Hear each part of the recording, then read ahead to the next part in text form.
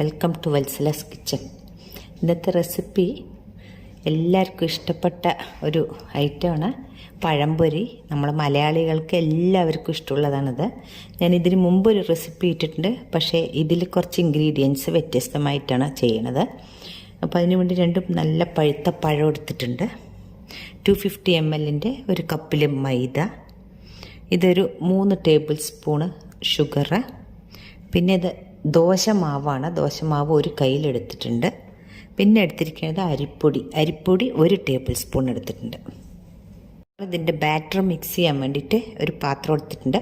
അതിലേക്ക് കുറച്ച്, അതായത് 1/4 ടീസ്പൂൺ ഇല്ല ബേക്കിംഗ് സോഡ, ഒരു കളറിന് വേണ്ടി ഒരു പിഞ്ച് മഞ്ഞൾപ്പൊടി, പിന്നെ നമ്മൾ ഈ അരിപ്പൊടി, ഈ മൈദ, അതെല്ലാം കൂടി മിക്സ് ചെയ്യുന്നത്.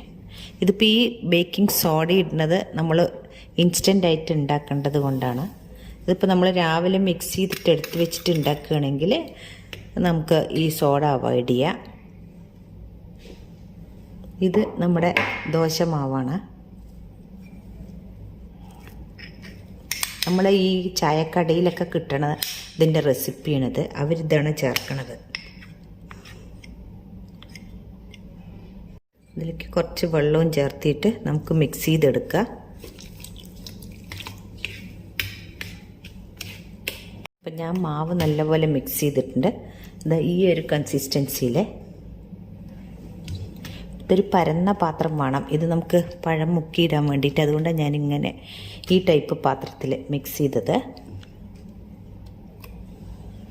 മധുരം നമ്മുടെ ആവശ്യം മധുരമാണ്. നല്ല കടും മധുരം വേണമെങ്കിൽ ഒരു 1.5 ടേബിൾ സ്പൂണും കൂടി ചേർത്തി കൊടുക്കുക ബാറ്ററിൽ.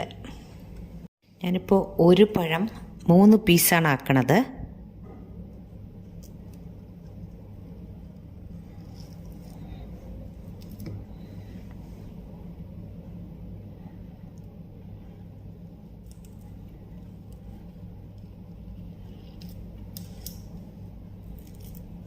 ഇങ്ങനത്തെ 3 പീസാണ് ആക്കിയത്. ഗ്യാസിലൊരു പാനിൽ എണ്ണ വെച്ചിട്ടുണ്ട്. നമുക്കിനി ഇത് ഓരോന്നായിട്ട് പൊരിച്ചെടുക്കാം.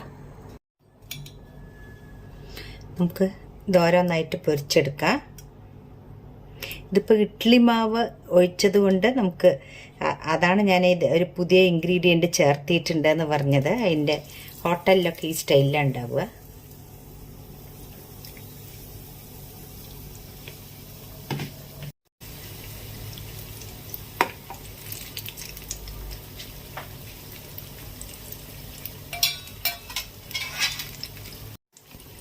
ഇതായിട്ടുണ്ട്.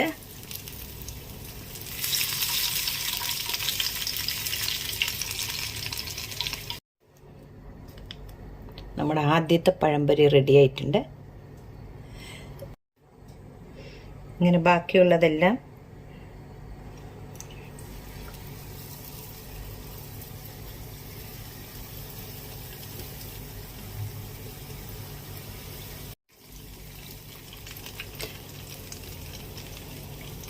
നമ്മുടെ പഴംപൊരി എല്ലാം റെഡി ആയിട്ടുണ്ട്. നിങ്ങൾക്ക് ഈ വീഡിയോ ഇഷ്ടപ്പെട്ടാൽ തീർച്ചയായിട്ടും ഒരു ലൈക്ക് ആൻഡ് ഷെയർ ചെയ്യണേ. സബ്സ്ക്രൈബ് ചെയ്യാത്തവർ സബ്സ്ക്രൈബ് ചെയ്യണം. താങ്ക്